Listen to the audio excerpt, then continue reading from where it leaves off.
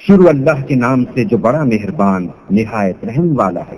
اے محمد صلی اللہ علیہ وآلہ وسلم، جو کپڑے میں لپٹ رہے ہو، رات کو قیام کیا کرو مگر تھوڑی سی رات، یعنی نصف رات یا اس سے کچھ کم یا کچھ زیادہ، اور قرآن کو ٹھہر ٹھہر کر پڑھا کرو۔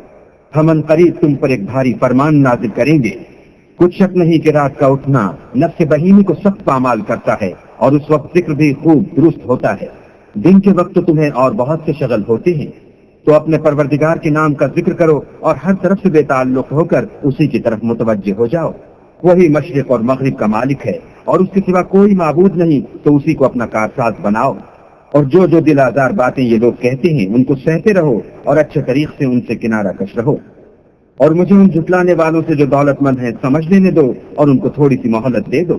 کچھ شک نہیں کہ ہمارے پاس بیڑیاں ہیں اور بھڑکتی آگ ہے، اور گلوگیر کھانا ہے اور درد دینے والا عذاب ہے۔ جس دن زمین اور پہاڑ کانپنے لگیں اور پہاڑ ایسے بھربھرے گویا ریت کے ٹیلے ہو جائیں۔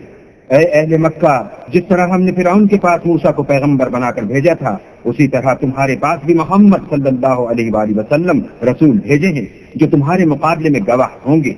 سو فرعون نے ہمارے پیغمبر کا کہا نہ مانا، تو ہم نے اس کو بڑے وبال میں پکڑ لیا۔ اگر تم بھی ان پیغمبر کو نہ مانو گے تو اس دن سے کیوں کر بچو گے جو بچوں کو بوڑھا کر دے گا، اور جس سے آسمان پھٹ جائے گا یہ اس کا وعدہ پورا ہو کر رہے گا۔ یہ قرآن تو نصیحت ہے، سو جو چاہے اپنے پروردگار تک پہنچنے کا راستہ اختیار کر لے۔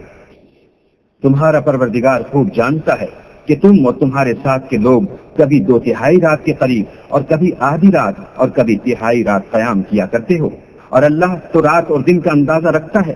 اس نے معلوم کیا کہ تم اس کو نبھا نہ سکو گے تو اس نے تم پر مہربانی کی، پر جتنا آسانی سے ہو سکے اتنا قرآن پڑھ لیا کرو۔ اس نے جانا کہ تم میں بعض بیمار بھی ہوتے ہیں، اور بعض اللہ کے فضل یعنی معاش کی تلاش میں ملک میں سفر کرتے ہیں، اور بعض اللہ کی راہ میں لڑتے ہیں، تو جتنا آسانی سے ہو سکے اتنا پڑھ لیا کرو، اور نماز پڑھتے رہو اور زکوٰۃ ادا کرتے رہو، اور اللہ کو نیک اور خلوص نیت سے قرض دیتے رہو۔ اور جو عمل نیک تم اپنے لیے آگے بھیجو گے اس کو اللہ کے ہاں بہتر اور صلے میں بزرگ تر پاؤ گے، اور اللہ سے بخشش مانگتے رہو، بے شک اللہ بخشنے والا مہربان ہے۔